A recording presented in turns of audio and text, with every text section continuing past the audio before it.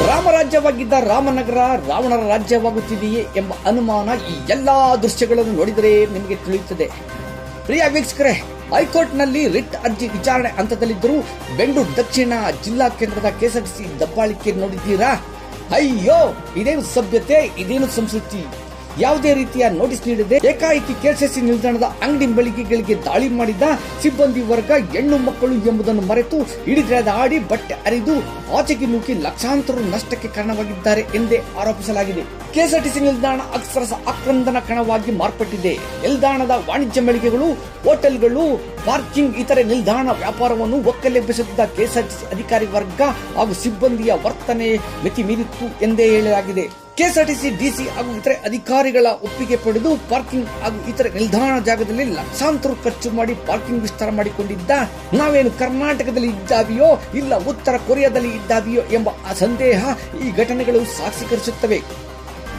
KSRTC DC ಹಾಗೂ ಇತರೆ ಅಧಿಕಾರಿಗಳ ಒಪ್ಪಿಗೆ ಪಡೆದು ಪಾರ್ಕಿಂಗ್ ಹಾಗೂ ಇತರೆ ನಿಲ್ದಾಣದ ಜಾಗದಲ್ಲಿ ಲಕ್ಷಾಂತರ ರು ಖರ್ಚು ಮಾಡಿ ಪಾರ್ಕಿಂಗ್ ವಿಸ್ತಾರ ಮಾಡಿಕೊಂಡು ಪ್ರತಿ ತಿಂಗಳು ಬಾಡಿಗೆ ಪಾವತಿಸಿದ್ದ ಪಾರ್ಕಿಂಗ್ ಅಭಿ ಎಂಬಾತ ಭಾರಿ ನಷ್ಟಕ್ಕೊಳಗಾಗಿ ವಿಷ ಕುಡಿದು ಸಾವು ಬದುಕಿನ ಜೊತೆ ಹೋರಾಟ ಮಾಡುತ್ತಿರುವ ವಿಚಾರ ಸಂಗ್ರಾಮ ಟಿವಿಗೆ ಲಭ್ಯವಾಗಿದೆ.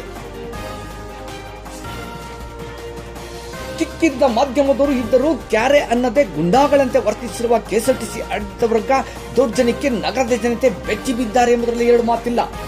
ಈ ಎಲ್ಲಾ ದೌರ್ಜನ್ಯವನ್ನು ಸಿನಿಮಾ ನೋಡುವ ರೀತಿಯಲ್ಲಿ ನೋಡುತ್ತಿದ್ದ ಖಾಕಿ ಪಡೆ ಆಳುವವರ ಕೈಗೊಂಬೆಯಾಗಿದ್ದಾರೆಯೇ ಎಂಬ ಅನುಮಾನ ದಟ್ಟವಾಗಿತ್ತು. ಕೆಎಸ್ಆರ್ಟಿಸಿ ದೌರ್ಜನ್ಯದ ಹಿಂದೆ ರಾಜಕೀಯ ಪ್ರೇರಿತವ ಎಂಬುದನ್ನು ತಳ್ಳಿ ಹಾಕುವಂತಿಲ್ಲ ಎಂದು ಅಲ್ಲಿನವರ ಅಭಿಪ್ರಾಯವಾಗಿತ್ತು.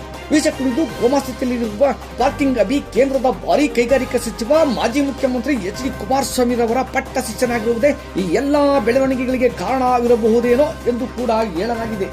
ಏನೇ ಆದರೂ ವೀಕ್ಷಕರೇ, ಹೈಕೋರ್ಟ್ನಲ್ಲಿ ರಿಟ್ ಅರ್ಜಿ ವಿಚಾರಣೆಯಲ್ಲಿದ್ದರೂ ಘನ ನ್ಯಾಯಾಧೀಶರ ಆದೇಶವನ್ನು ಕಾಯದೆ ನ್ಯಾಯ ದೇವತೆಗಳಿಗಿಂತ ದೊಡ್ಡವರಂತೆ ಬೆಂಗಳೂರು ದಕ್ಷಿಣ ಜಿಲ್ಲಾ ಕೇಂದ್ರದ ಕೆಎಸ್ಆರ್ಟಿಸಿ ಅಧಿಕಾರಿಗಳು ನಡೆದುಕೊಂಡಿರುವ ರೀತಿ ಮಾತ್ರ ಸಂವಿಧಾನವನ್ನು ಅಣಕಿಸುವಂತಾಗಿದೆ. ರಾಮನಗರ ಜಿಲ್ಲೆ ಅಯ್ಯೋ ಬೆಂಗಳೂರು ದಕ್ಷಿಣ ಜಿಲ್ಲೆಯ ಜಿಲ್ಲಾ ಕೇಂದ್ರದಲ್ಲಿ ಆಡುವಾಗಲೇ ಕೆಎಸ್ಆರ್ಟಿಸಿ ಅಧಿಕಾರಿಗಳ ಅಟ್ಟಹಾಸ, ಜಿಲ್ಲೆಯ ಚನ್ನಪಟ್ಟಣ ತಾಲೂಕಿನ ಗರ್ಕಳ್ಳಿ ಗೋಮಾಳದ ಗವಳಿಕೆ ವಿಚಾರದಲ್ಲಿ ದಂಡಾಧಿಕಾರಿಗಳ ಅಟ್ಟಹಾಸ, ಇದೇ ತಾಲೂಕಿನ ಚೆನ್ನಂಕೇಗೌಡನದೊಡ್ಡಿಯ ಜಮೀನು ವಿವಾದದಲ್ಲಿ ಶಾಸಕರ ಪಟಾಲಂನ ಅಟ್ಟಹಾಸ ಎಲ್ಲವನ್ನೂ ಪುಷ್ಟೀಕರಿಸುತ್ತದೆ. ಬೆಂಗಳೂರು ದಕ್ಷಿಣ ಜಿಲ್ಲೆಯನ್ನು ರಕ್ಷಣೆ ಮಾಡುವವರು ಯಾರು? ಭಗವಂತ ಎಂದು ಜನರು ಪರಿತಪಿಸುತ್ತಿದ್ದಾರೆ.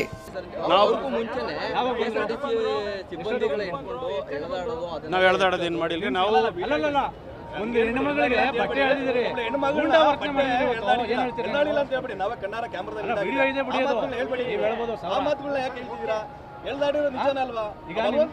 ಸಿಬ್ಬಂದಿಗಳು ಎಲ್ಲ ಖಾಸಗಿ ಯೂನಿಫಾರ್ಮ್ ಅಲ್ಲಿ ಇದ್ರು, ಅವ್ರನ್ನೆಲ್ಲ ಕರ್ಕೊಂಡ್ಬಂದು ನೀವು ಇದು ಮಾಡಿದಿರಿ. ಒಂದು ಹೆಣ್ಣು ಮಗಳಿಗೆ ಬಟ್ಟೆ ಎಳೆದಿದ್ದೀರಿ, ಇದಕ್ಕೇನು ಹೇಳ್ತೀವಿ? ಆತರ ಏನಾಗಿಲ್ಲ.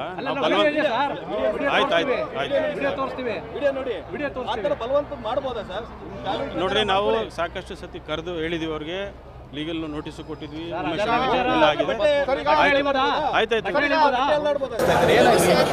ಯಾವುದೇ ತರದ ನೋಟಿಫಿಕೇಶನ್ ನಮಗೆ ಕೊಟ್ಟಿಲ್ಲ, ನೋಟಿಸ್ ಕೊಟ್ಟಿಲ್ಲ, ಯಾವ ನೋಟಿಫಿಕೇಶನ್ ಕೊಡ್ತೀವಿ, ನೋಟಿಸ್ ಕೊಡ್ದೇನೆ ಬಂದು ಇವತ್ತು ಏಕಾಏಕಿ ಎಲ್ಲರ ಮೇಲೂ ಹೊಡೆದು ಎಲ್ಲರನ್ನೂ ಈಚೆಗೆ ನೂಕಿ ಅಂಗಡಿ ಅವ್ರವರೇ ಕ್ಲೋಸ್ ಮಾಡಿಸೋರೆ. ಐಟಮ್ಗಳೆಲ್ಲ ಇಟ್ಟಾಡ್ತವೆ, ಸಾವಿರಾರು ರೂಪಾಯಿನ ಐಟಮ್ ವೇಸ್ಟ್ ಆಗವೆ. ಇನ್ನೂ ಕೇಸಲ್ಲಿ ಕೋರ್ಟಲ್ಲಿ ಕೇಸ್ ನಡೀತದೆ, ಸೋಮವಾರ ಇರೋದು ಕೇಸು. ಅವ್ರು ಇವತ್ತೇ ಬಂದು ಏಕಾಏಕಿ ಎಲ್ಲ ಕ್ಲೀನ್ ಮಾಡಿಸ್ತವ್ರೆ. ಎಲ್ಲ ಕಸ್ಟಮರ್ ಇದ್ದಾಗ್ಲೂ ಅಂಗಡಿಲಿ ಇದ್ದಿದ್ದ ಐಕ್ಲನ್ನೆಲ್ಲ ಈಚೆಗೆ ತಳ್ಳಿ ಅವ್ರಿಗೆ ಹೊಡೆದು ಕೆಎಸ್ಆರ್ಟಿಸಿ ಡಿಪಾರ್ಟ್ಮೆಂಟ್ ಅವರು ನಾವು ಬೇಕ್ರಿ ಮತ್ತೆ ನಮ್ಮ ಬಾಬುನ ಮೊಬೈಲ್ ಅಂಗಡಿ. ಅದು ಟೆಂಡರ್ ವಿಷಯಕ್ಕೆ ಸರ್, ನಮಗೂ ಅದಕ್ಕೂ ಸಂಬಂಧ ಇಲ್ಲ. ನಾವು ಟೆಂಡರ್ ಕೊಟ್ಟಿದ್ದೀವಿ, ಕರೆಕ್ಟಾಗಿ ಅಮೌಂಟ್ ಕೊಟ್ಟಿದ್ದೀವಿ, ಪ್ರತಿದಿನ ಬಾಡಿಗೆ ಕಟ್ಟೋ ರೆಸಿಪಿ ಐತೆ, ಎಲ್ಲ ಐತೆ. ಆದರೂ ಬಂದು ನಮ್ಮ ಮೇಲೆ ದೌರ್ಜನ್ಯ ಮಾಡ್ತಾರೆ. 10 ವರ್ಷದಿಂದ ನಡೆಸ್ತಾ ಇದೀವಿ ಅಂಗಡಿ. ಯಾವ ನೋಟಿಸು ಕೊಟ್ಟಿಲ್ಲ, 6 ತಿಂಗಳು ಹಿಂದೆನೇ ಬರ್ತದೆ ನೋಟಿಸು. ಯಾವ ನೋಟಿಸು ನಮಗೆ ಕೊಟ್ಟಿಲ್ಲ ಸರ್. ಏಕಾಏಕಿ ಬಂದು ಇವತ್ತು ಅಂಗಡಿ ಕ್ಲೋಸ್ ಮಾಡಿಸ್ತಾರೆ. ಕೆಎಸ್ಆರ್ಟಿಸಿ ಡಿಪಾರ್ಟ್ಮೆಂಟ್ ಕಾರಣ ನಮಗೆ ಗೊತ್ತಿಲ್ಲ ಸರ್. ಅವ್ರವ್ರದ್ದು ಏನೈತೆ ನಮಗೆ ಗೊತ್ತಿಲ್ಲ, ನಮ್ಮ ಮೇಲೆ ದೌರ್ಜನ್ಯ ಮಾಡ್ತವ್ರೆ. ನಾನು 10,25,000 ಬಂಡವಾಳ ಹಾಕಿದ್ದೀನಿ ಸರ್. 10 ಲಕ್ಷದ ಬಂಡವಾಳ ಹಾಕ್ಬಿಟ್ಟು ಇವತ್ತೇನು ಇಲ್ದಂಗೆ ಹೊಡೆದಾಕೋರು. ಏಕಾಏಕಿ ಬಂದು ನನ್ನ ಊಟಕ್ಕೆ ಹೋಗಿದ್ದೀನಿ, ನಮ್ಮ ಹುಡುಗರನ್ನೆಲ್ಲ ಎಳೆದಾಕಿ 3 ಜನ ಹುಡುಗರು ಎಳೆದಾಕಿ ಹೊಡೆದು ನಮಗೆ ಖಾಲಿ ಮಾಡಿಸಿದ್ದಾರೆ. ಒಂದು ಸಲ ಏನು ಖಾಲಿ ಮಾಡ್ತಾ ಇದೀವಿ ಅಂತ ಇದುವರೆಗೂ ನಮ್ಮ ಹತ್ರ ಇದುವರೆಗೂ ಏನು ಮಾಹಿತಿ ಕೊಟ್ಟಿಲ್ಲ, ನಮಗೆ ಏನು ಹೇಳಿಲ್ಲ, ನೋಟಿಸ್ ಕೊಟ್ಟಿಲ್ಲ, ಏನು ಹೇಳಿಲ್ಲ. ಏನು ಖಾಲಿ ಮಾಡ್ತಾವ್ರೆ ಅಂತ ನನಗೆ ಗೊತ್ತಾರೆ, ನಾನು ಖಾಲಿ ಮಾಡ್ತೀನಿ. ಇಲ್ಲ ಇನ್ನೊಂದು ಮಗದೊಂದು ನನಗೆ ಗೊತ್ತಿರೋದು, ನನಗೇನು ಖಾಲಿ ಮಾಡ್ತಾವ್ರೆ ಇವರು, ದೌರ್ಜನ್ಯ ಮಾಡ್ತಾವ್ರೆ. ಇವ್ರನ್ನೆಲ್ಲ ಎಳ್ದಾಕಿದ್ದಾರೆ, ಬಟ್ಟೆ ಎಳ್ದಿದ್ದಾರೆ, ನನ್ನ ತಂಗಿಗೆ ಹೊಡೆದಿದ್ದಾರೆ, ಲೇಡೀಸ್ಗಳೆಲ್ಲನೂ.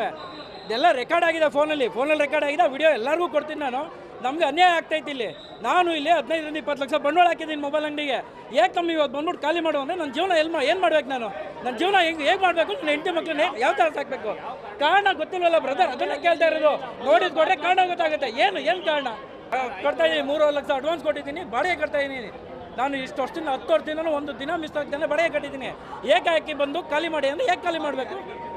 ಯಾರು ಇವರು ಸಬ್ ಟೆಂಡರ್ ಕೊಟ್ಟಿದ್ದಾರೆ, ಯಾರೋ ಫುಲ್ ಟೋಟಲ್ ಉಮೇಶ್ ಅನ್ನೋರು ಕೊಟ್ಟಿದ್ದಾರೆ, ಅವ್ರಿಗೆ ಹೋಗ್ತಿದೆ ದುಡ್ಡು, ಅವ್ರಿಗೆ ತಿಂಗಳು ಅವರು ಇದಕ್ಕೆ ಹೋಗ್ತೈತೆ ಅದು. ಸರ್ ಏನೂ ಇಲ್ಲ ಸರ್, ಇದುವರೆಗೂ ಏನೂ ಕೊಟ್ಟಿಲ್ಲ. ಹೌದು, ಎಲ್ಲ ಇರೋದು 15 ಲಕ್ಷ ಪ್ರಾಡಕ್ಟ್ ಅಲ್ಲಿದೆ, 15 ಲಕ್ಷದ ಅದಿದೆ. ಇವತ್ತೆಲ್ಲ ಬಿಸ್ನೆಸ್ ಮಾಡಿದ್ದು ಎಲ್ಲ ಅಲ್ಲೇ ಇದೆ. ನನ್ನ ಮನೆಗೆ ಸಂಬಂಧಪಟ್ಟಿದ್ದು, ನನ್ನ ಆರೋಗ್ಯಕ್ಕೆ ಸಂಬಂಧಪಟ್ಟಿದ್ದು ಎಲ್ಲ ಡಾಕ್ಯುಮೆಂಟ್ ಅದರಲ್ಲೇ ಇದೆ. ಏಕಾಏಕಿ ನಾನು ಊಟಕ್ಕೆ ಹೋಗಿದ್ದೀನಿ, ಬಂದೇಡ್ಗೆ ಬಾಕ್ಲಾಕಿದ್ದಾರೆ ಇವರು.